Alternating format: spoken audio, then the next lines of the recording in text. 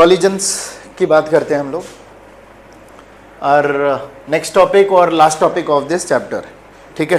Collision क्या होता है? कॉलिजन जब दो या दो से ज़्यादा ऑब्जेक्ट्स, ठीक है, एक दूसरे से क्या करते हैं? टकराते हैं, ठीक है। तो क्या होता है? बेसिकली इम्पल्स जनरेट होता है यहाँ पर, है ना। टकराने का मतलब क्या होता है? अचानक से कोई एक दूसरे से टकराया and then time of contact क्या होगा? बहुत ही छोटा होगा and force will be very large force act करता है for a very short time, जहाँ पर कोई एक्सटर्नल फोर्स नहीं है। तो यहाँ पर आप कंजर्वेशन ऑफ फोर्सेस वाला जो लॉज हैं वो सारे के सारे अप्लाई कर सकते हो, ठीक है। और इम्पल्स यहाँ पर जनरेट होगा। इम्पल्स जनरेट होने के बाद नेट फोर्स अगर जीरो होता है तो कौन सा लॉ आप अप्लाई कर सकते हो? न्यूटन्स थर्ड लॉ भी अप्लाई कर सकते हो, राइट। और कंजर्वेशन ऑफ मोमेंटम भी अप्लाई कर सकते हो, ठीक है। कंजर्वेशन ऑफ मोमेंटम भी अप्लाई करते हो। एनीवे, ये सारी चीज़ें हम लोग ध्यान में रखेंगे। बट सबसे पहले हम लोग इन कोलिजन्स को कितने तरह के होते हैं उसमें डिवाइड करते हैं। तो there are 3 types of collision. कितने टाइप्स ऑफ कोलिजन होते हैं? There are 3 types of collision, okay. सबसे पहले कहते हैं हम लोग इलास्टिक कोलिजन। सबसे पहले क्या है? Elastic collision. इलास्टिक कोलिजन में क्या होता है? और हमारा जो अभी सिलेबस है वो है सिर्फ 2 ऑब्जेक्ट का कोलिजन देखेंगे यहाँ पर, और एक प्लेन पे देखेंगे। प्लेन में भी 2 तरह से है। एक स्ट्रेट लाइन में होगा, ठीक है, एक स्ट्रेट लाइन में, एक ही स्ट्रेट लाइन में जा रहा है। एक पहला ये होगा, दूसरा कभी टकराने के बाद उसी प्लेन में 2 तरफ भी जा सकता है। जैसे बिलियर्ड देखा आपने खेलते हुए, या फिर मूवीज में देखा हुआ, या खुद भी खेला होगा। बिलियर्ड क्या बोलते हैं? टेबल टेनिस क्या बोलते हैं उसको? और बिलियर्ड ही बोलते हैं एक तो, और पता नहीं और कुछ बोलते होंगे। वो देखा नहीं, ऐसे बॉल रखा रहता है, अगर मारते हैं ऐसे करके तो फिर वो जाता है दूसरे बॉल को टकराता है, ऐसे करके निकलता है। कुछ और भी बोलते हैं, ऐसे बिलियर्ड बोलते हैं उसको, ठीक है। पूल बोलते हैं, ऐसे कुछ लोग पूल भी बोलते हैं। यस, मेन नाम उसका बिलियर्ड है, ठीक है। बिलियर्ड गेम का नाम क्या है? बिलियर्ड है। तो उसमें एक तो स्ट्रेट वाला है, वो भी हो सकता है। दूसरा क्या हो सकता है कि मारने के बाद दोनों क्या हो जाए? ऐसे करके चला जाए। तो इस तरह के हो सकते हैं, लेकिन एक ही प्लेन के ऊपर हम लोग देखेंगे। एनीवे, सबसे पहले हम लोग बात करते हैं किसका?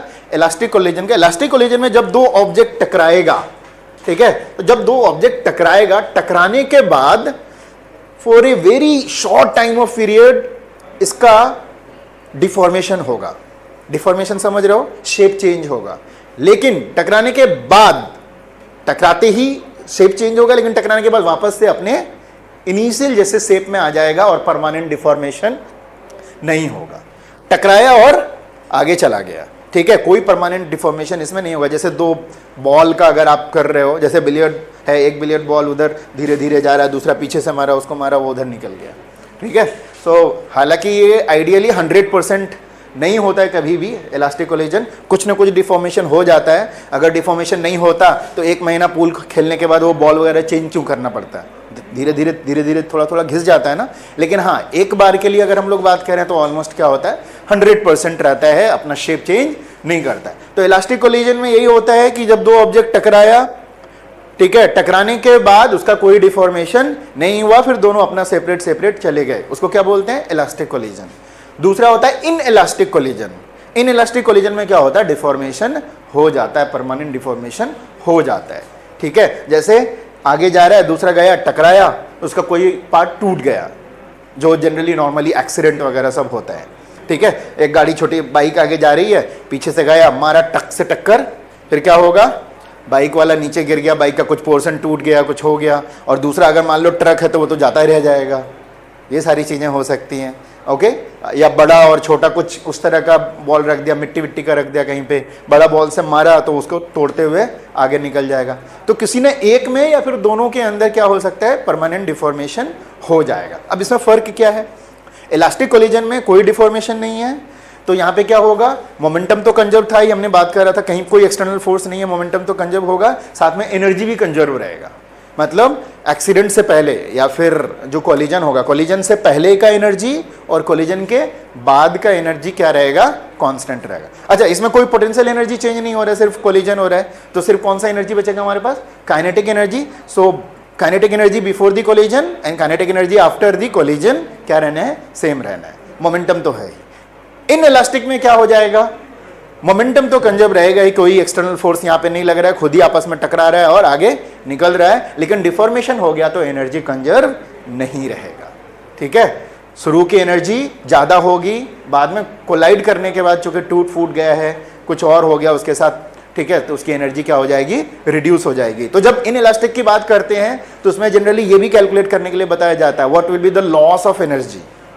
तो कैसे निकालेंगे, बिफोर दी कोलिजन की एनर्जी निकालेंगे, आफ्टर दी कोलिजन की एनर्जी निकालेंगे, इसमें से उसको सबट्रैक्ट कर देंगे, ऐसे निकल जाएगा। इन इलास्टिक का एक और है दूसरा पार्ट, जिसको हम लोग तीसरा भी कहते हैं या दूसरा का ही एक्सटेंशन कहते हैं, उसको बोलते हैं कंप्लीटली इन इलास्टिक।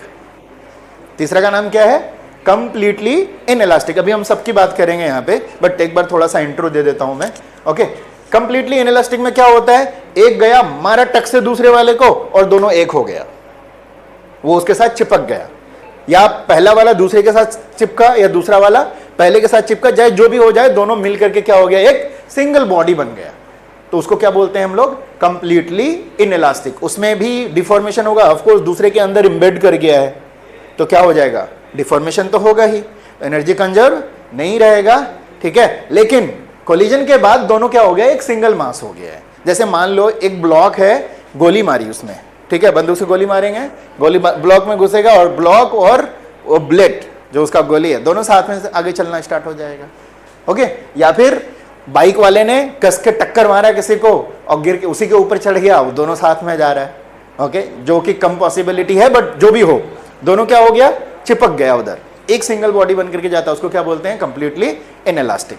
तो चलिए कंडीशन से लिखते हैं। सबसे पहले हम लोग इलास्टिक की बात करेंगे, इलास्टिक कोलिजन। तो टोटल लीनियर मोमेंटम क्या रहेगा, कंजर्व रहेगा, क्योंकि एक्सटर्नल फोर्स क्या है, जीरो है, कोई बाहर से आके कुछ नहीं कर रहा, अचानक से हो रहा है। और total kinetic energy of this system will be also remain conserve. ये दोनों चीज कंजर्व रहेगा इलास्टिक कोलिजन में। ठीक है, after collision the body is completely regain from their deformities, मतलब कोई डिफॉर्मेशन उसके अंदर नहीं होगा। शेप विल रिमेन, जैसा भी रहेगा वापस से वैसा हो जाएगा, टकराएगा, थोड़ी देर के लिए चेंज होगा हल्का सा, फिर उसके बाद वैसे ही रीगेन कर लेगा। मान लो कि एक रबड़ वाला बॉल है, मारा ऐसे, जब इसके साथ कोलाइड करेगा तो क्या होगा, बॉल के साथ थोड़ी देर के लिए पिचक जाएगा, फिर वहां से निकला तो क्या हो जाएगा, फिर एज यूजुअल जैसा रहेगा वैसा हो जाएगा। तो थोड़ी देर के लिए डिफॉर्मेशन होगा, लेकिन अपना शेप को रीगेन कर लेगा।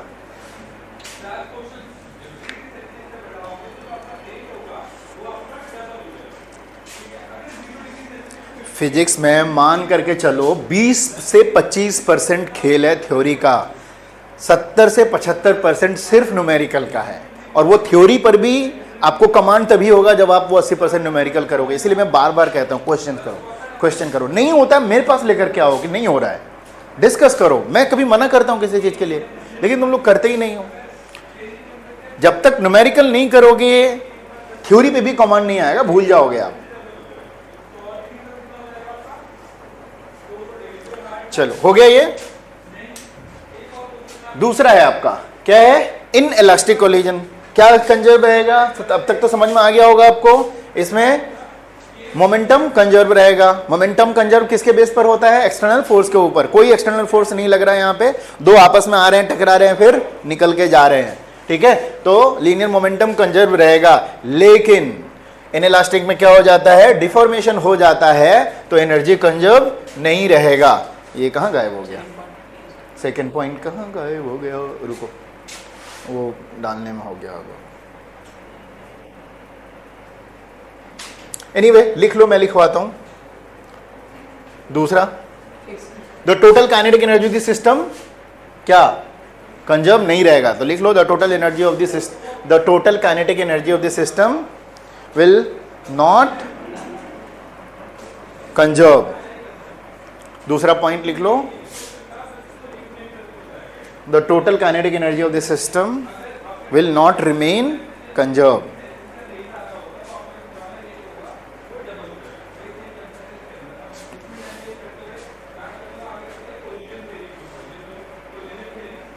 तो इसमें क्या होता है, इसमें भी कोलिजन के बाद अपना शेप और डिफॉर्मेशन को वापस रीगेन करने की कोशिश करता है, लेकिन 100% नहीं होता है। जो टूट गया तो टूट गया।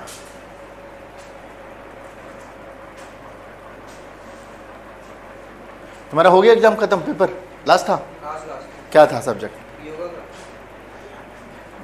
तुम भी यार योगा के लिए इतना टेंशन ले रहे हो, इतना स्ट्रेस ले रहे हो। मतलब कल इंग्लिश का था ना, तो आज ही था डायरेक्ट, अच्छा। गैप नहीं था, तो योगा में था नहीं, बोले तो वर्ड होते हैं अच्छा, वो याद कर रहा है। तुम्हारा क्या है भाई, तुम क्यों नहीं कर रहे हो क्वेश्चन? अरे वाह, क्या बोला था तबीयत में? क्यों चढ़ी थी? उससे पहले क्या किया था जिसमें इंजेक्शन लगे थे तुम्हें? किस किस चीज़ से? तोड़ तो नहीं रहते उसे तुम? स्टील को कहीं मालूम है उसी से लड़ रहे थे? मैं तुम्हें नहीं छोड़ूंगा।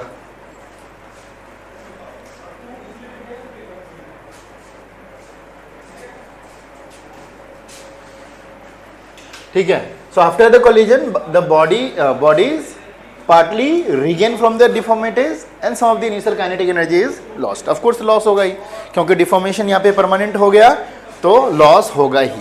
तीसरा है अपना क्या? Completely inelastic collision. तो क्या क्या होगा इसमें? यहाँ पर भी मोमेंटम कंजर्व रहेगा क्योंकि कोई एक्सटर्नल फोर्स नहीं लग रहा है, लेकिन क्या होगा? मेन चीज इनइलास्टिक में क्या होता है, पहली वाली बॉडी दूसरी वाली बॉडी दोनों मिलकर के क्या हो जाता है? एक सिंगल बॉडी बन जाता है, चिपक जाता है दोनों।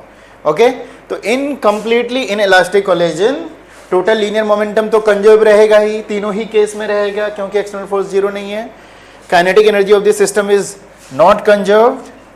ठीक है, तीसरा वाला मेन इंपॉर्टेंट है कि दोनों चिपक के क्या हो जाएगा? एक सिंगल बॉडी बन जाएगा और ये कॉमन वेलोसिटी के साथ मूव करेगा।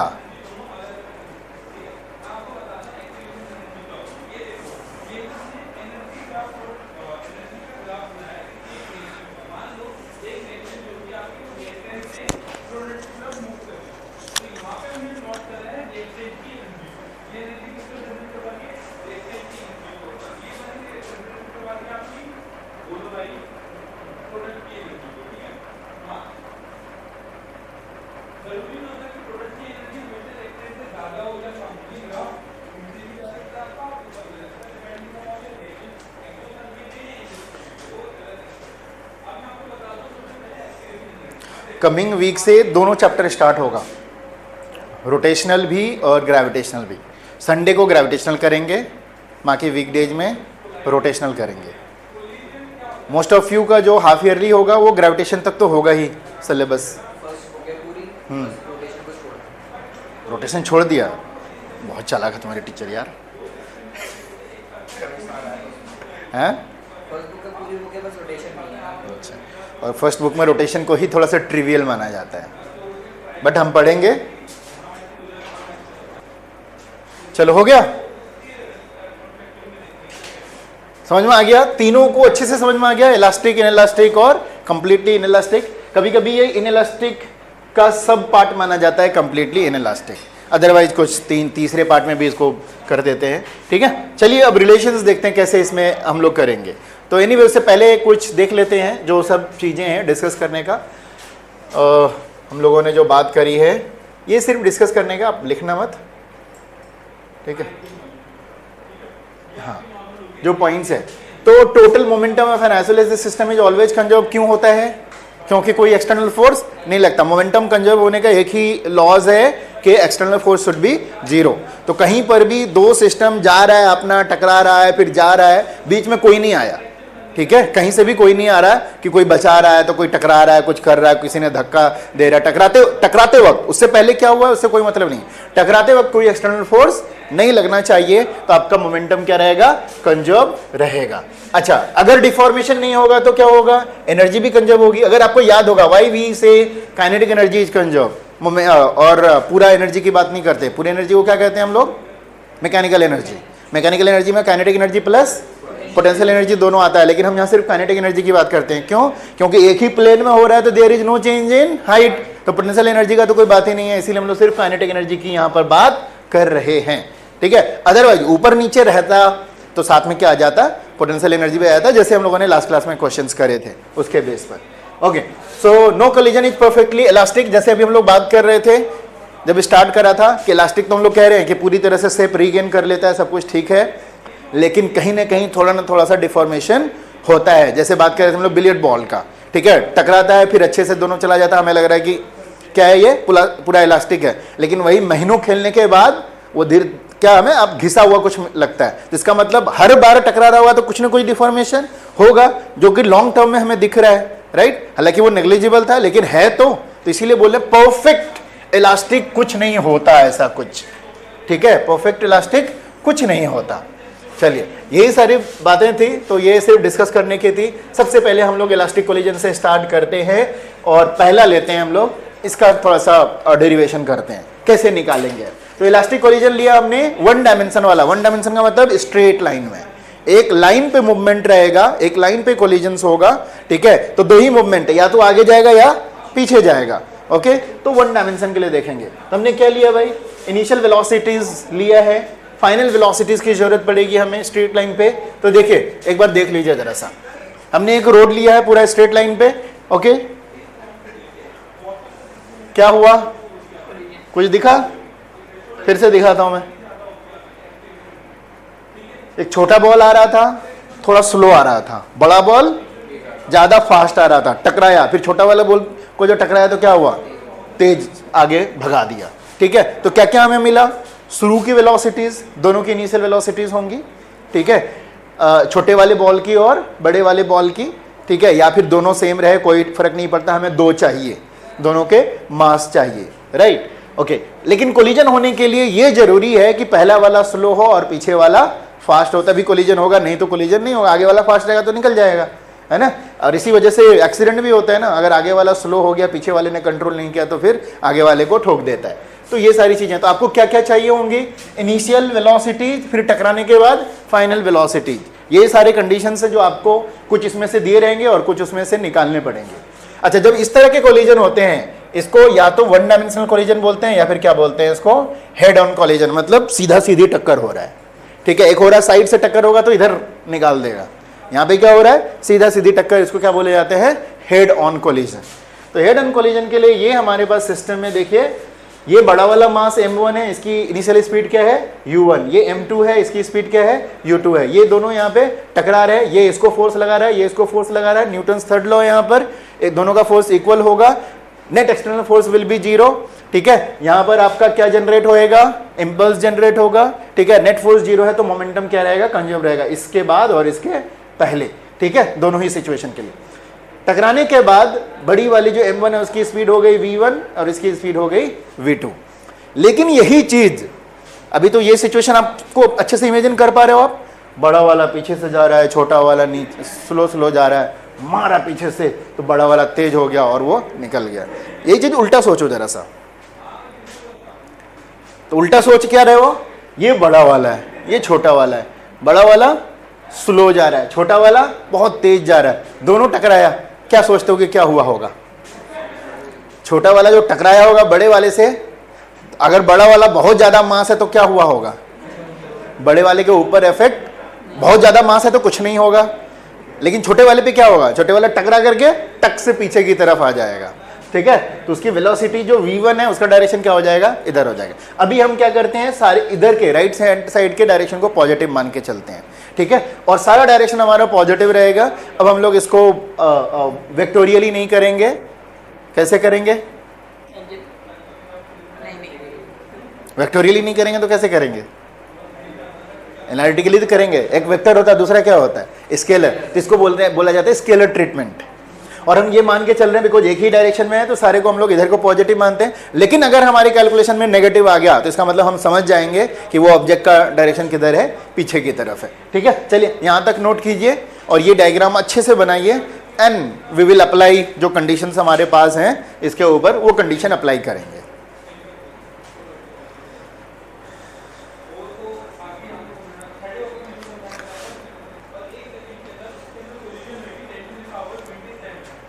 तो यहाँ पे जा रहा है, यहाँ पे टकराया, फिर टकराने के बाद ऐसे मूव किया। डायग्राम भी क्लियर है सबको?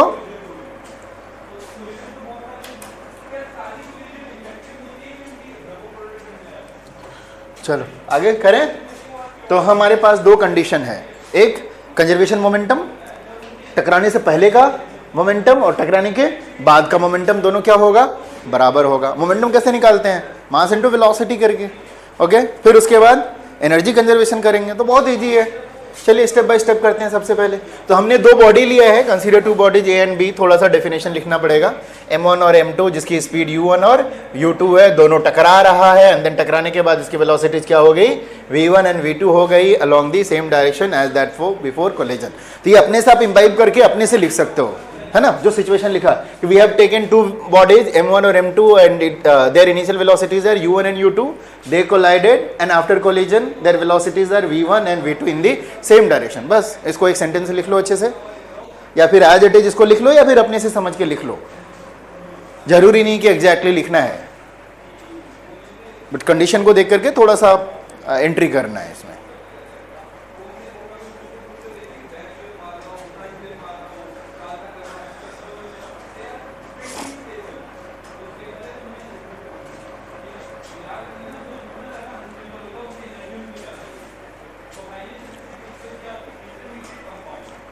तो इस बीच में ये बताओ, सैटरडे को अगर क्लास लेना चाहें मॉर्निंग में तो आ सकते हो आप लोग? इवनिंग में तो पूजा वगैरह होता है, इवनिंग में तो नहीं आ सकते। मॉर्निंग में बताओ, तुम लोग बताओ, तुम तीनों। मॉर्निंग में रखेंगे 11 बजे के आसपास से। 11 बजे कहाँ जाना है तुम्हें? ओह माय गॉड, अच्छा टैन हो जाओगे। बताओ स्नेहा, ठीक है आ सकते हो दोनों? स्नेहा चलो, तो फिर मैं एक बार इन्फॉर्म कर दूंगा, मतलब कंफर्म कर दूंगा इसको। कल तो कोई क्लास नहीं होगी, कल शायद गौरव सर लें। गौरव सर नेक्स्ट वीक छुट्टी पर है ना, उनकी क्लास मैं लूँगा, तो हो सकता है कि कल एक क्लास लें गौरव सर। तो ये सिर्फ मैथ वाले के लिए, बाकी अगले वीक हो सकता है कि मैं फिजिक्स भी लूँ। ठीक है, तुम ले सकते हो ना 7 बजे केमिस्ट्री के बाद? हाँ एक बार देख करके बताना मुझे, हो जाता है। चलो यहाँ तक क्लियर है। अब हम लोग अप्लाई कर दें कंडीशन। चलिए अप्लाई करते हैं। सबसे पहले हम लोग ये स्केलर ट्रीटमेंट कर रहे हैं जो मैंने आपको बताया। स्केलर ट्रीटमेंट करने के बाद सबसे पहले हम लोग करेंगे मोमेंटम कंजर्वेशन। ठीक है, चलिए क्या होगा, बिफोर दी कोलिजन का momentum and after the collision का मोमेंटम क्या रहेगा, सेम रहेगा। बिफोर दी कोलिजन कितना हो जाएगा, आफ्टर दी कोलिजन पहले लिख लिया आपने, m1 v1 और m2 v2 हो गया। पूरे सिस्टम में दो ऑब्जेक्ट है हमारे पास, m1 और m2, तो बाद का जो मोमेंटम है वो m1 v1 और m2 v2, और पहले का मोमेंटम क्या है, m1 u1 और m2 u2। सब पॉजिटिव हैं, सारे के सारे राइट हैंड डायरेक्शन में, तो इसीलिए हमने इसके लिए सबको प्लस प्लस कर दिया है, कोई इशू नहीं। अपोजिट रहता तो क्या करना पड़ता, हमें माइनस करना होता। इसीलिए अभी हमने अपने इसमें डेरिवेशन में बड़े वाले को पीछे रखा, छोटे वाले को आगे रखा, कि पूरी तरह से क्लियर है कि किधर जाना है, आगे जाना है, इतना क्लियर है। लेकिन जब बाद में आप वैल्यूज वगैरह पुट करोगे, तो अगर आपने इसका वैल्यू बड़ा कर दिया, इसका वैल्यू छोटा कर दिया, ऑटोमेटिकली आपका जो है v1 जो आएगा वो उल्टा आ जाएगा, माइनस आ जाएगा। जिसका मतलब समझ जाओ टकराने के बाद वो किधर जा रहा है, पीछे जा रहा है। ठीक है, तो ऐसा होता भी है। तो this is the first equation we have got, momentum is conserved. Note down कीजिए, या फिर इसमें momentum, final momentum of this system is equal to क्या, initial momentum of this system. लिख लेना ऐसे करके, P F S Y S लिखा है, P I S Y S लिखा है, फिर इसको अपना वैल्यू पुट कर देना है।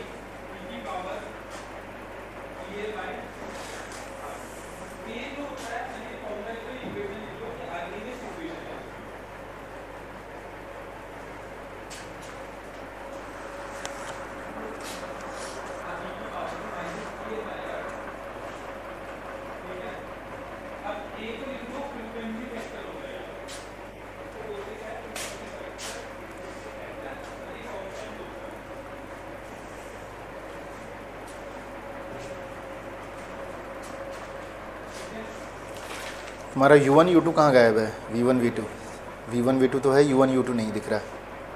अच्छा नीचे डाल दिया, इसके सामने लिखा करो, यहाँ लिखा करो, हमेशा बॉडी से कनेक्ट करके लिखा करो, फोर्स को, वेलोसिटी को। हाँ हाँ, P F of this system is equal to P I of this system, मतलब फाइनल और इनिशियल। ठीक है, तो फाइनल कितना हो जाएगा m1 v1 plus m2 v2, दो मास है तो दो मोमेंटम मिलेगा, और इनिशियल का मतलब after the collision m1 u1 plus m2 u2। Energy का बताओ, energy of the system before the collision will be equal to energy of the system after the collision. ठीक है, तो तुम लोग ऐसे ही बताओ पहले क्या होना चाहिए, before the system half m1 v1 का square plus half m2 v2 का square will be equal to half m1 u1 का square plus half m2 u2 का स्क्वायर। ठीक है, तो एनर्जी भी कंजर्व कर देते हैं। पहले इसको थोड़ा सा वो कर लो, m1 कॉमन लेकर के कर लेते हैं। इसमें क्या किया, m1 वाले को एक साथ ले लिया, एक स्टेप में कर देता हूँ, m1 v1 minus m1 u1 कर दिया, और उस साइड बचा m2 u2 माइनस क्या हो जाएगा m2 v2। फिर m1 कॉमन ले लेंगे तो क्या हो जाएगा, m2 कॉमन ले लेंगे तो हो जाएगा u2 माइनस v2। उल्टा भी कर सकते हो, दोनों चलेगा, माइनस कर देंगे फिर से खत्म हो जाएगा वो, जैसे भी चाहो उसको कर लो, कोई दिक्कत नहीं है।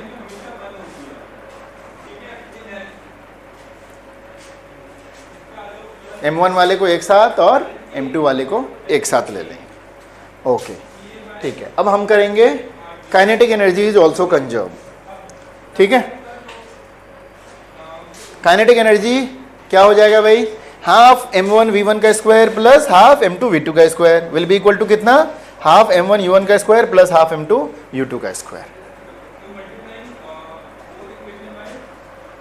काइनेटिक एनर्जी ऑल्सो कंजर्व रहता है, तो हाफ m1 v1 का square plus half m2 v2 का स्क्वायर, मतलब आफ्टर द कोलिजन और before the collision. After the collision का मतलब energy of the system final मतलब बाद, और energy of the initial SYS का मतलब सिस्टम। सिस्टम क्यों लिखा, क्योंकि हमारे पास कितने हैं यहाँ पर, दो है, दो या दो से ज़्यादा हो जाता है तो उसको हम लोग सिस्टम बोलते हैं, और पूरे सिस्टम का कैलकुलेशन किया जाता है।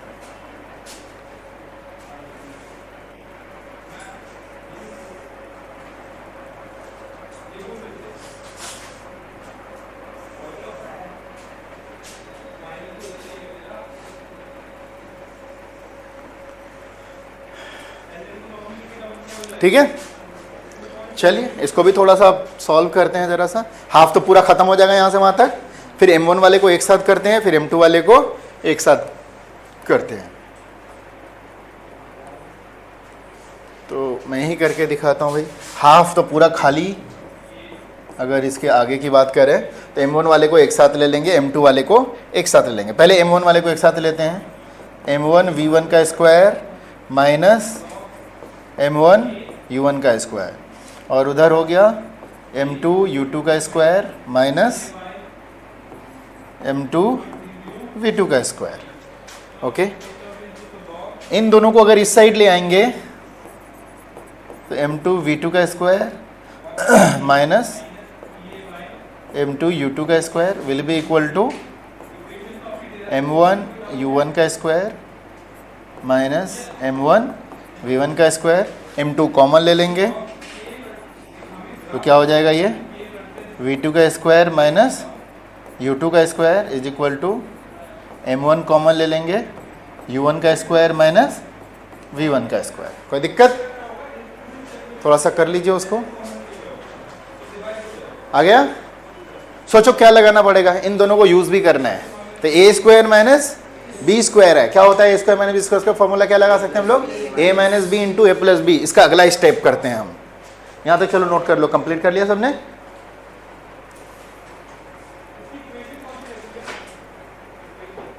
तो इसको अब हम थोड़ा सा आगे करते हैं, अगला स्टेप चाहो तो आप करो।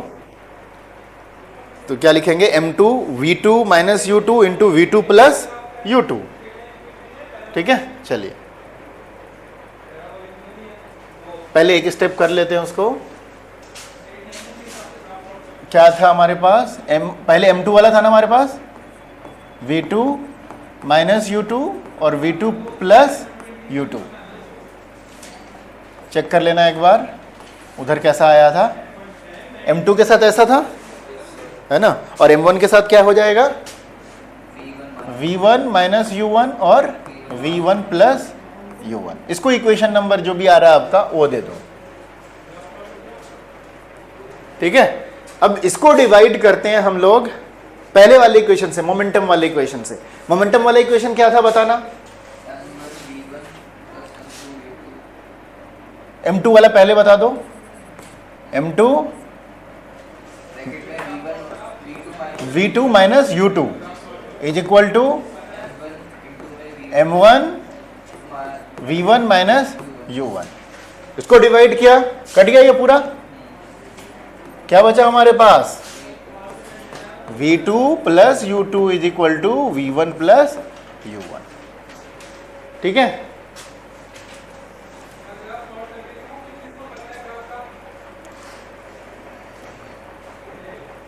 तो पहले ये तुम लोग थोड़ा एक स्टेप में करना, ये स्टेप निकालने के बाद इसका जो भी नंबर है उसको दे देना, फिर आगे लिख लेना।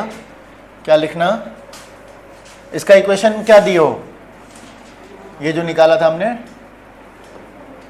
4, तो इक्वेशन 4 आगे लिखना, डिवाइडिंग इक्वेशन 4 बाय, उसका इक्वेशन नंबर कितना डाला था हमने मोमेंटम वाले का? 1। तो उसको डिवाइड करेंगे तो फिर दोबारा से इसको लिख लेना, उसको लिख के इससे डिवाइड करके काट देना।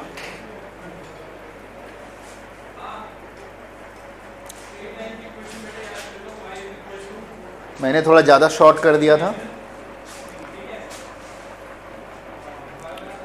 हो गया।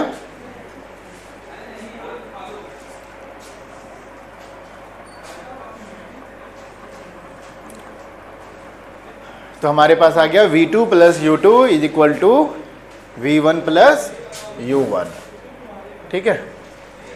v1 plus u1 is equal to v2 plus u2। इसका इक्वेशन नंबर आप अपने हिसाब से देते जाओ, अगर आपका 5वां है तो 5वां दे दो, ठीक है।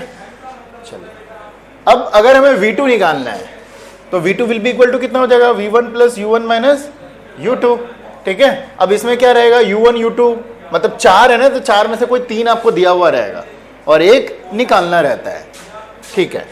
अब आगे देखते हैं भाई, अब ये सब्स्टिट्यूट करना है पुराने वाले इक्वेशन में। जब पहला m1 v1 m2 v1 के जगह पर v2 के जगह पर कितना लिया? v1 plus u1 minus u2 is equal to m1 u1 plus m2 u2। सारे को तोड़ देते हैं पहले, m1 v1 m2 v1 m2 u1 m2 u2 is equal to कितना? m1 u1 plus m2 u2। v1 वाले को पहले एक साथ ले लेते हैं, हाँ? m1 v1 m2 v1 plus u1 minus u2। ये तो आपने v2 की वैल्यू डाल दी, v2 हाँ। के बाद माइनस u1 भी है और नहीं, मोमेंटम वाले में डाल रहे हैं ना अभी। हाँ, तो m2 के बाद ना v2 माइनस नहीं, u2 है। m1 v1 plus m2 v2 में डाल रहे हैं। हाँ, v2 माइनस u2 है, तो v2 की वैल्यू ये हो गई पूरी। v2 की जगह पर हो गया v1 प्लस, और u2 नहीं नहीं नहीं नहीं नहीं नहीं नहीं, एक मिनट, u2 लिखा ही नहीं है। ये हमारे पास equation m1 v1 m2 v2 is equal to m1 u1 plus m2 u2। v2 के जगह पर ये पुट करेंगे, ठीक है। तो m1 v1 m2 v2 के जगह पर ये पूरा आ गया यहाँ से यहाँ तक। फर्स्ट टर्म में जो क्या चेंज हुआ उसके वजह से वो पूरा मिस्टेक गया था। अब तो ठीक है, ये हमने मोमेंटम वाले में डाला है, m1 v1 m2 v2 is equal to m1 u1 plus m2 u2। m1 v1 v2 के जगह पर ये आ गया m1 u1 m2 u2। इसको तोड़ा तो m2 v1 plus m2 u1 minus m2 u2 is equal to m1 u1 plus m2 u2। v1 common लिया m1 plus m2, ये सारे u1 u2 वाले को उधर ले आके पहुंचा देते हैं। तो पहले से उधर है m1 u1 m2 u2, ये उधर जाएगा minus m2 u1 plus m2 u2, इधर ऐसे ही रहने देते हैं। m1 प्लस m2 को इधर u1 वाले को एक साथ कर दें, u2 वाले को एक साथ कर दें, तो m1 u1 minus m2 u1, तो क्या हो जाएगा ये m1 minus m2 into u1। फिर इस वाले को, ये u2 है और ये 2 ट्वाइस हो गया, ये ट्वाइस ऑफ m2 u2। अब v1 की बात करेंगे, so v1 will be equal to, total divide हो जाएगा m1 minus m2 by m1 plus m2 u1 plus twice of m2 by u2, ये आ गया।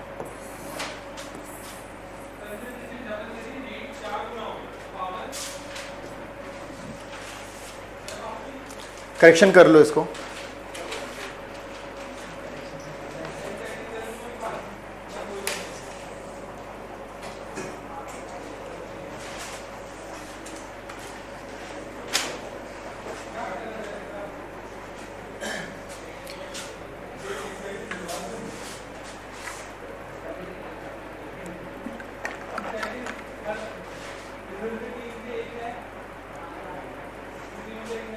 एक बार v1 यहां से निकल गया तो वापस v2 किससे निकलेगा, इस वाले फॉर्मूला से निकल जाएगा। या इसमें उल्टा भी करते हैं कभी, ये v2 के बदले किसके टर्म में कर देते हैं, इसको v1 के टर्म में कर देते हैं, सारा डेरिवेशन करते हैं और यहाँ पे क्या किसका फॉर्मूला आ जाता है, v2 का। क्या वो लोग निकाल सकते हो तुम लोग? चलो तो ट्राई करो। तो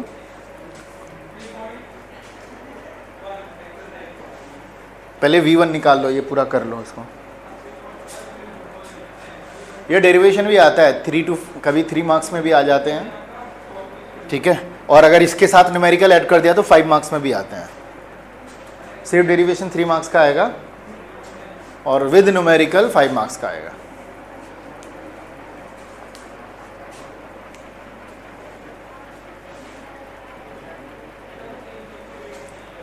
इसके बाद अगर हमें v1 निकालना हो, so v1 is equal to v2 plus u2 minus u1। तो इस केस में v2 निकालना हो बाय यूजिंग फॉर्मूला तो कैसे निकालेंगे, वो तुम लोग डिराइव करके बताओ मुझे।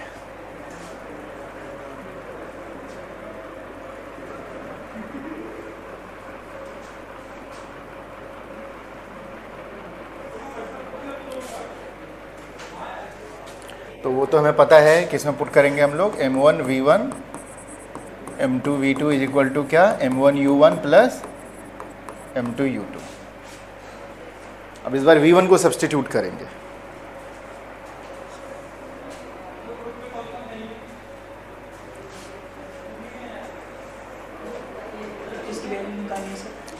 अब सेम चीज यहाँ पे तो हमने v1 निकाला था, क्योंकि v2 को सब्स्टिट्यूट किया। अगर हम v1 को सब्स्टिट्यूट करेंगे तो यही इस तरह का फॉर्मूला किसके लिए आ जाएगा हमारे पास, v2 के लिए आ जाएगा।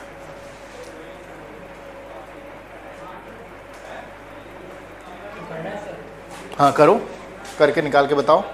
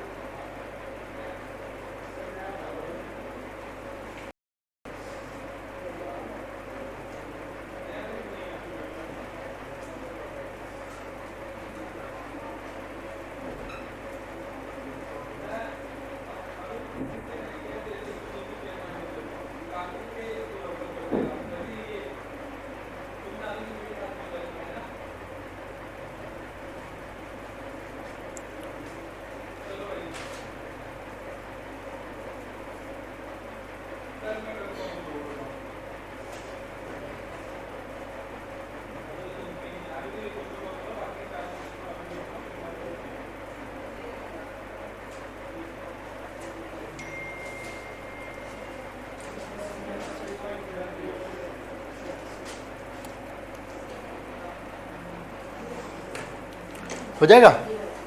कितना आ रहा है? इस बार उल्टा करना है।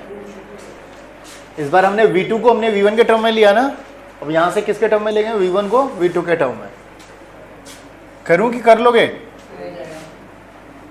चलो करो, बात मेरे से मिला लेना। v2 plus u2 minus u1 m2 v2 is equal to m1 u1 plus m2 u2। तोड़ देते हैं इसको, m2 v2 m2 u2 m1 u1 m2 v2 is equal to m1 u1 plus m2 u2।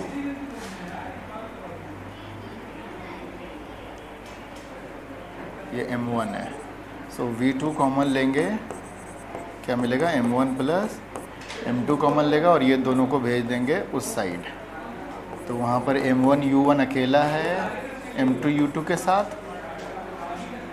Minus हो जाएगा m2 u2 और plus m1 u1।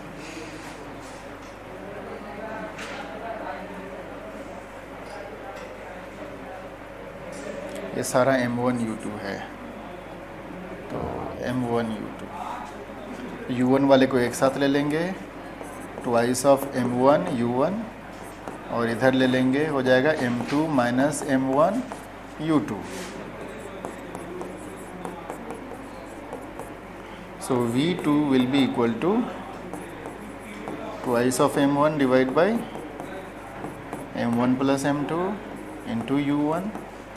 अगला हो जाएगा कितना, m2 minus m1 divide by m2 plus m1 into u2। आ गया था।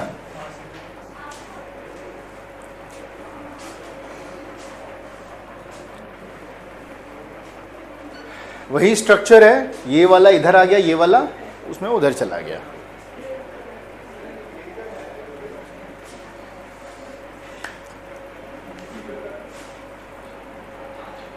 तो V1 का भी फॉर्मूला आ गया और V2 का भी फॉर्मूला आ गया।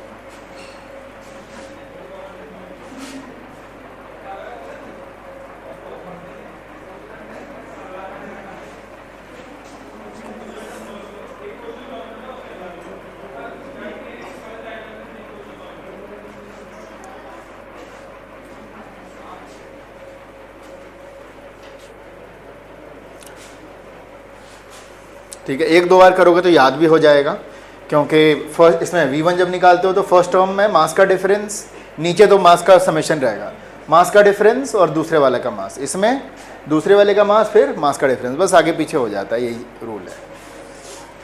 तो एक दो बार करोगे तो न्यूमेरिकल याद भी हो जाता है, याद फिर ऑटोमेटिकली करना पड़ता है, कई बार करते हो तो अपने आप याद आ जाता है फिर इसका। ठीक है, चलिए।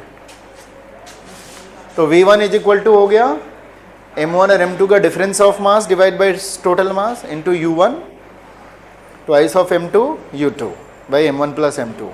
और जब V2 निकालते हैं तो u1 वाला पहले आता है, तो उसमें क्या हो जाता है ट्वाइस ऑफ m1। ये चीज़ याद रखेगा, पहले हम u1 निकालते हैं फिर क्या निकालते हैं u2 निकालते हैं। तो u1 निकालते हैं तो m1 माइनस m2, और यहाँ u1 निकालेंगे तो उसका मास रहेगा, u2 रहता है तो उसका मास रहता है वहाँ पे। तो ये कुछ टेक्निक है इसको याद रखने का, तो एक दो बार करोगे तो आ जाएगा। आगे चलें, कर लिया, करो करो इसने कोई बात नहीं। एक बार घर जाकर के प्रैक्टिस भी कर लेना।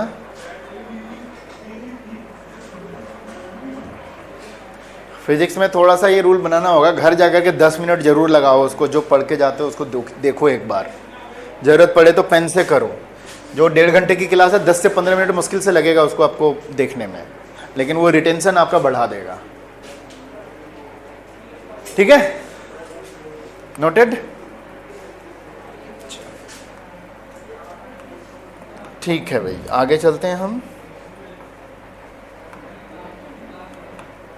तो ये तो हमने निकाल लिया, ये वाला था ना, ये वाला निकाल लिया अभी, V2 twice of m1 u1 by m2 u2। Okay, ठीक है। तो ये दोनों इक्वेशन हमारे पास एक साथ V1 और V2 का आ गया हमारे पास, है ना। V1 के लिए जब करेंगे तो ऊपर मास का डिफरेंस u1 और दूसरा वाला twice of m2 u2, difference होता है थोड़ा मास जुड़ जाता है। लेकिन V2 जब निकालते हैं तो ट्वाइस ऑफ m1 u1 मास का डिफरेंस इनटू u2, और दोनों ही केस में नीचे जो है समेशन ऑफ मासेस होते हैं। ठीक है, चलिए कुछ स्पेशल केसेस इसमें लेते हैं हम लोग, नीचे लिखे स्पेशल केसेस।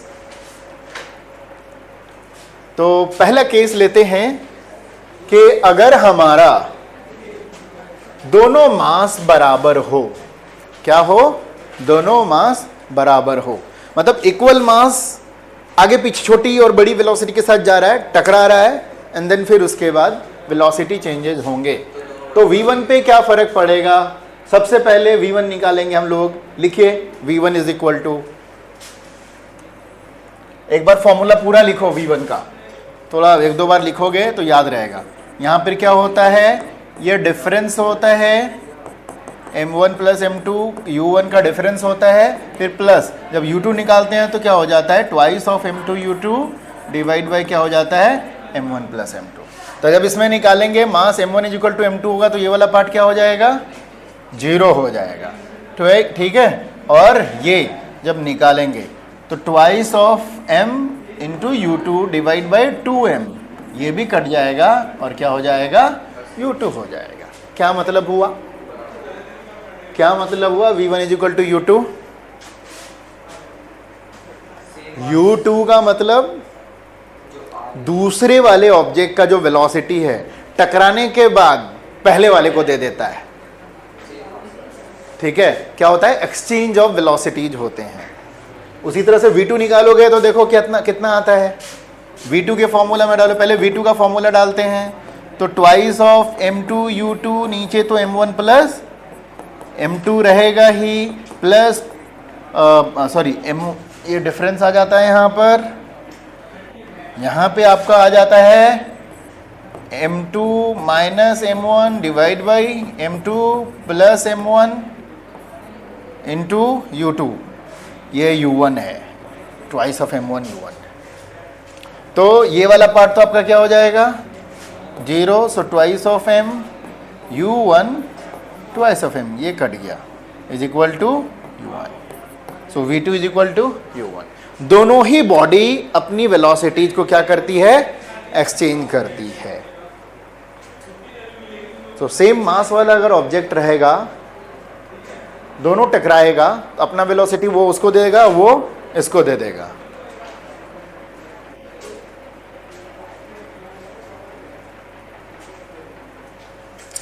तो यही सब जो नॉलेज है, यही सबको यूज करके कैरम बोर्ड में लगाया जाता है दिमाग, और बिलियर्ड्स में लगाया जाता है दिमाग। कहने का मतलब ये है, अगर उसमें कितनी वेलोसिटी से मारेंगे कि मतलब इतनी वेलोसिटी उसको मिलनी चाहिए कि वो जा करके उसके अंदर गिर जाए।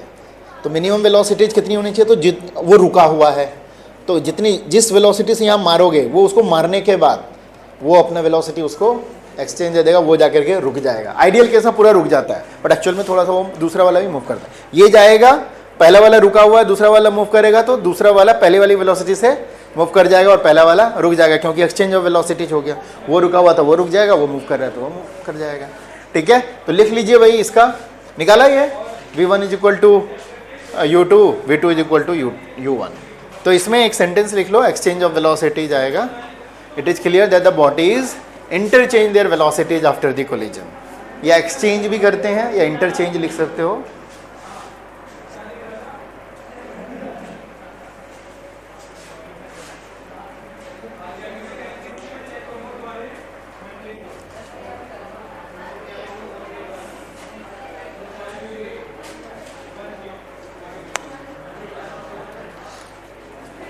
दूसरा केस देखते हैं भाई, या फिर सब केस। जैसे अभी हम लोग रुकने वाला बात कर रहे थे, एक अगर रुका हुआ है, if the second body was at rest before collision, u2 is 0, जो बिलियर्ड्स में होता है। पहला जो दूसरा वाला बॉल है वो रुका हुआ है, पहले वाले बॉल से आप क्या करोगे, बिलियर्ड्स में नहीं, इसमें होता है, कैरम में होता है। ठीक है, बिलियर्ड में उससे मारते हैं ना, दोनों चीज़ होते हैं, डायरेक्ट भी मार सकते हैं, मार करके भी करवा सकते हैं। हाँ, तो जब मारना है तो पहले वाले को क्या करना होता है, जो स्ट्राइकर होता है उसको वेलोसिटीज देनी होती है। वो पहला वाला है, वो दूसरा वाला रेस्ट में है, तो कह रहे हैं दूसरा वाला रेस्ट में है और दोनों बराबर बराबर है। तो पहले वाले जितनी वेलोसिटी से मारोगे वो जाके वहाँ रुक जाएगा और दूसरा वाला उसी वेलोसिटी से मूव कर जाएगा। तो क्या होगा, v1 0 हो जाएगा और v2 इज इक्वल टू क्या होगा, u1 होगा। The first body comes to rest and pushes the second body with its initial speed. 7 बज गए, मुझे तो क्वेश्चन कराने थे।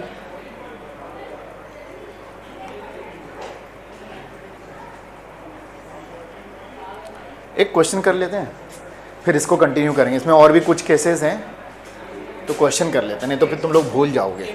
हाँ हाँ कर लो नोट कर लो।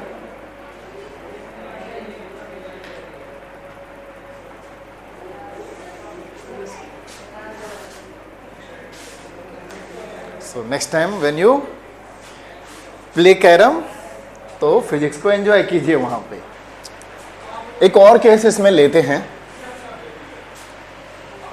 केस 2। केस 2, अब इसमें क्या ले सकते हैं, केस 2 और केस 3 कई सारे हो सकते हैं, ठीक है। मास को अगर डबल कर दें तो क्या फ़र्क पड़ने वाला है, जैसे मान लेते हैं एक केस ले लेते हैं इसमें, if m1 is equal to twice of m2, ठीक है। और इसमें क्या ले सकते हैं हम लोग, m2 is equal to m, then m1 is equal to कितना हो जाएगा, ट्वाइस ऑफ m। निकालिए तो कितना आएगा, v1 और v2। क्या फॉर्मूला है v1 का, m2 minus m1 divide by m2 plus m1 into u1 plus twice of m2 u2 by m1 plus m2, ठीक है। तो रखेंगे 2m minus m divide by 3m into v1 plus twice of m2 is m। एक minute, m1 is twice of m2, तो m1 हमारा बड़ा है as compare to m2। पीछे कौन सा, वो जरा सा देखना, जो हम डायग्राम में पीछे m1 है कि m2 है,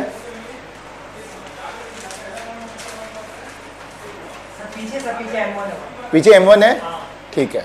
डायग्राम में m1 है ना, हाँ, उसके अकॉर्डिंग हम कर सकते हैं, वैसे कोई ये नहीं। तो यहाँ पे हमारा क्या हो जाएगा, m minus 2m, m minus 2m हो जाएगा।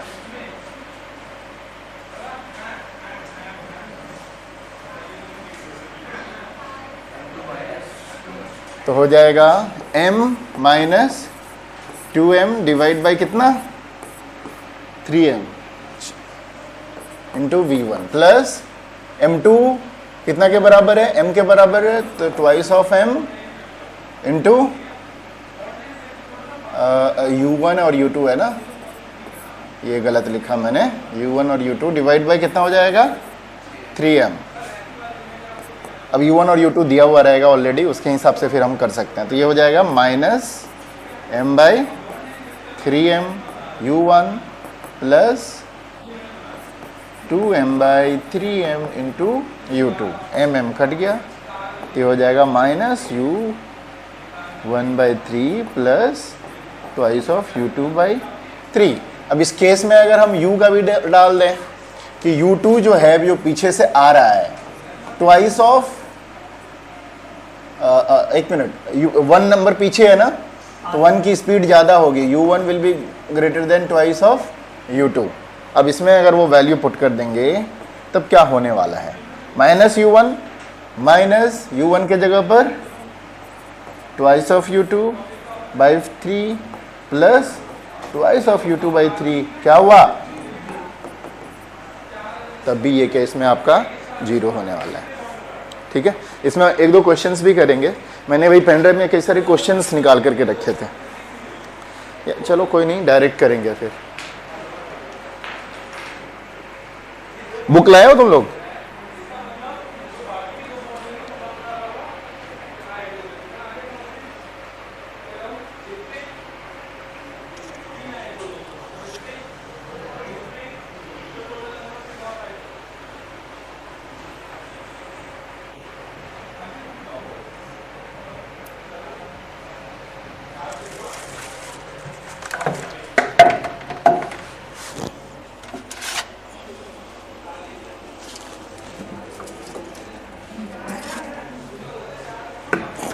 अंदर गिरा हुआ था उस साइड।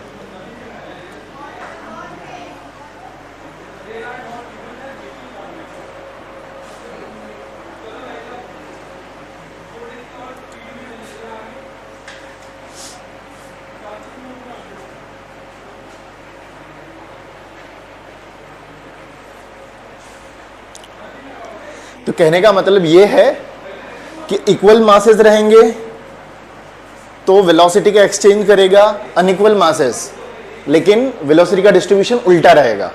जो पीछे से जा रहा है मास बड़ा है, ठीक है, स्पीड भी उसका पहले वाले के से ज़्यादा स्पीड है, तो सेम उसी तरह से जब कोलिजन होएगा तो अपना स्पीड्स एक्सचेंज करेंगे। ठीक है, और भी कुछ केसेस देखते हैं जरा सा इसमें।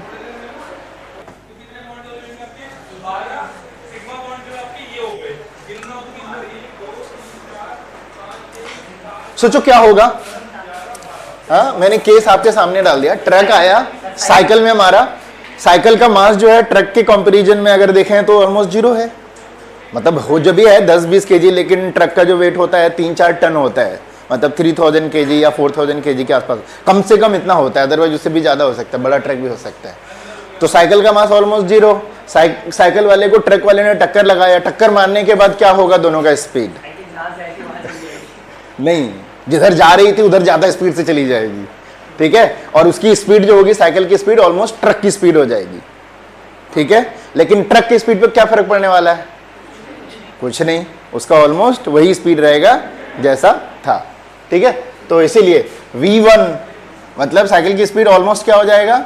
u1 के बराबर। अच्छा, v1 का मतलब ट्रक का स्पीड, ठीक है, m1 हमने ट्रक माना है, तो ट्रक की स्पीड जो पहले थी बाद में भी क्या रहेगी?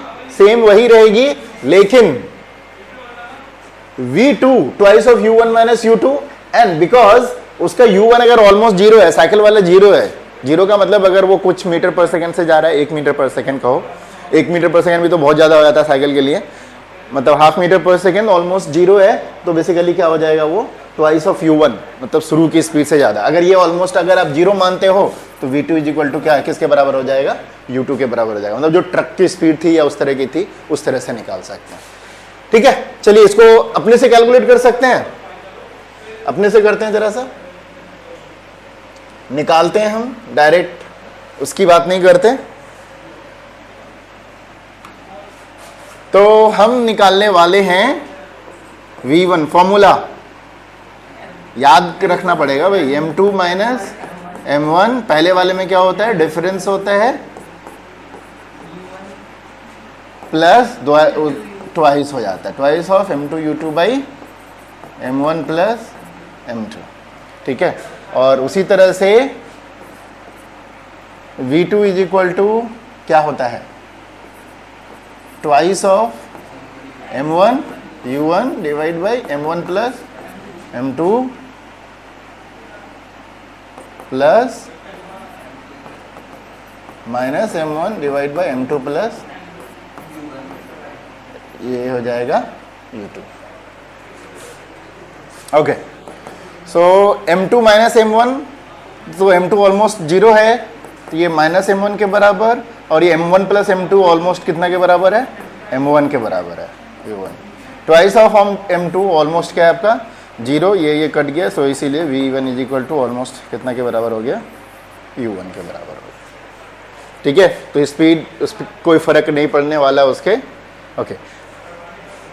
अच्छा, इसमें भी दो केसेस हो सकते हैं, क्या कि या तो ट्रक पीछे से चल रहा है और आगे जो है बाईसाइकिल वो धीरे धीरे चल रही है, और दूसरा केस ये हो सकता है कि ट्रक आगे चल रहा है और बाईसाइकिल पीछे से चल रही है। हो सकता है बाईसाइकिल का स्पीड अब दोगुना कर दिया, तो बाईसाइकिल टकराने के बाद क्या होगा? ट्रक के ऊपर तब भी कोई फर्क नहीं पड़ने वाला है, वो उल्टा उलट जाएगा। ये वाला जो केस हमने वैसे ही ले लिया पहले, अगर हमने पीछे से अगर हमने उसका ले लिया तो उसी हिसाब से भी ले सकते हैं। और दूसरा v2 जब निकालेंगे तो twice of m1 u1 by almost क्या रहेगा? m1 ही रहेगा, और m2 माइनस m1, m2 का वैल्यू हो गया ट्वाइस ऑफ m1 के बराबर। नहीं, ये क्यों ले रहा हूं मैं, डायरेक्ट वैल्यू लेंगे ना। m2 हमारा ऑलमोस्ट जीरो है, तो ये m1 डिवाइड बाई क्या? m1 प्लस u2, ये कट गया, तो twice of u1 minus u2, उस हिसाब से इसको निकाल सकते हैं। तो ना 2-3 बार फॉर्मूला लिखो, फॉर्मूला लिखते लिखते फिर याद हो जाएगा।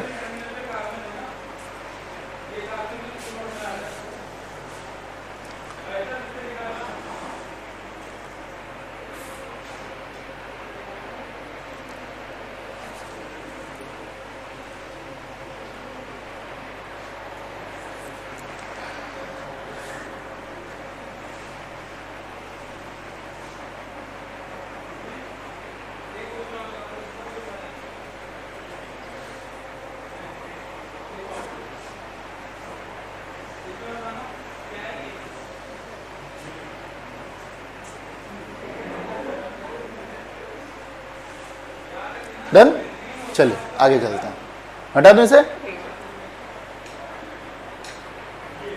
तो बहुत सारे अलग अलग केस हैं, बट बेटर है एक ही केस आप याद रखो, सेम सिमिलर मास वाला, जिसमें क्या होता है एक्सचेंज ऑफ स्पीड होता है, बाकी आप कैलकुलेट क्या करो। चलो ठीक है, हो गया तुम लोगों का भी।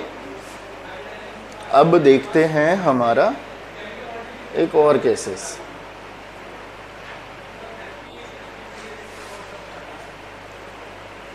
इसमें क्या केस लिया भाई, देखते हैं जरा सा। अब M2 is greater than M1, M1 is almost 0, ठीक है, खाली केस लिख लो, बाकी तुम लोग कर लेना इसके।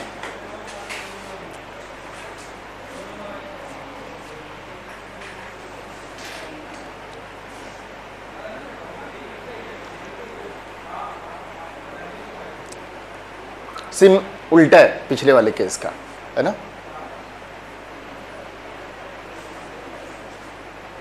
अब पीछे से बाईसाइकिल जाएगा वो। क्वेश्चन पढ़िए जरा सा। A lighter particle moving with a speed of 10 meter per second collides with an object of double of its mass moving in the same direction with half of its speed. हमेशा diagram बनाया करना। Assume that the collision is a one dimensional elastic collision. What will be the speed of the both of particle after the collision? ठीक है, तो lighter particle है, इसका मतलब almost मास दिया हुआ नहीं है ना कुछ भी, तो इसका मतलब ये मान के चलना है कि 0 है, ठीक है। तो भाई lighter particle moving with speed of 10 metre per second, so M1 almost क्या है आपका 0 है, और इसका U1 कितना है 10 मीटर पर सेकेंड। आप स्पेशल केसेस याद रखने की जरूरत नहीं है, आप हमेशा वो फॉर्मूला लगा करके कैलकुलेट किया करो, ठीक है। स्पेशल केसेस देखिएगा, याद रखना, otherwise they want you to write the full formula and then उसके बाद आप सॉल्व करो। ओके, अब दूसरा दिया हुआ है M2, तो लाइटर पार्टिकल का मतलब, तब इसका मतलब एक M लेना पड़ेगा, बस दिया हुआ है अगर डबल मास तो। अब M2 क्या है, ट्वाइस ऑफ M1 है ना, ठीक है। अब ये तब 0 नहीं लेंगे इसमें। U2 कितना हो जाएगा, डबल ऑफ इट्स स्पीड, इतना ही है ना, हाफ ऑफ इट्स स्पीड यार, हाफ ऑफ इट्स स्पीड कितना हो जाएगा भाई, 10/2 लिखना पड़ेगा ऐसे करके, ताकि उनको पता चले कि हाफ करा है। तो हमें क्या निकालना है, उसकी स्पीड निकालना है, बेसिकली V1 निकालना है और V2 निकालना। फॉर्मूला पुट करके निकाल लो फटाफट। क्या क्या चीज, इलास्टिक कोलिजन है। अभी जो फॉर्मूला हमने लगाया वही वाला लगाना है, डायरेक्ट फॉर्मूला लगाओ।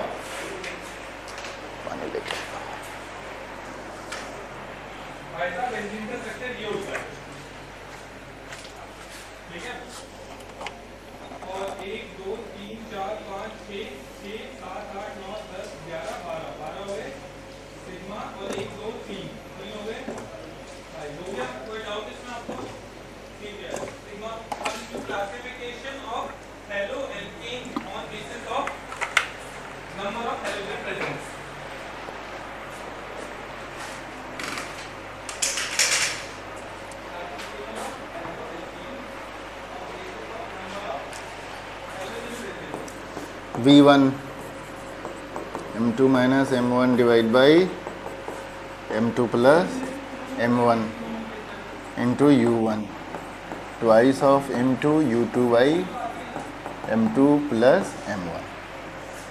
So M2 is twice of M, twice of M minus M divided by 3M into U1 twice of M2 का मतलब हो जाएगा 4M U2 divided by 3M. So V1 is equal to M by 3M U1 plus 4M by 3M into U2. M cut गया, U1 कितना दिया हुआ है 10, ये हो जाएगा 10/3 प्लस 4/3 ऑफ U2 मतलब 5। सो 10/3 20/3 20 10 30/3 कितना हो जाएगा भाई 10 मीटर पर सेकेंड। सो V2 कितना होगा, twice of M1 U1 divide by M2 plus M1 m2 minus m1 u2 divide by m2 plus m1, तो twice of m into u1 divide by 3m plus 2m minus m, तो m by 3m u2, m cut गया, 2 by 3 of u1 is 10 meter per second plus 1 by 3 of u2 is 5, बीस by 3 plus 3 ये हो जाएगा 25 by 3, ये हो जाएगा 24, एक इतना क्या आ रहा है? भाई साहब तुम तो नींब वाले पेन से लिख रहे हो, अलग जमाने में एंटर कर रहे हो तुम, नए जमाने के बच्चे। चलो बढ़िया, रिवाइवल हो रहे।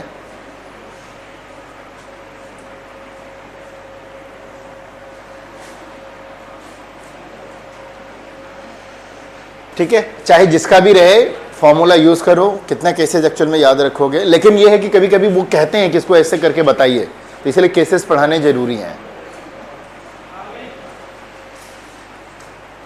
तुम रुक के जाना मेरे से मिलके, ठीक है?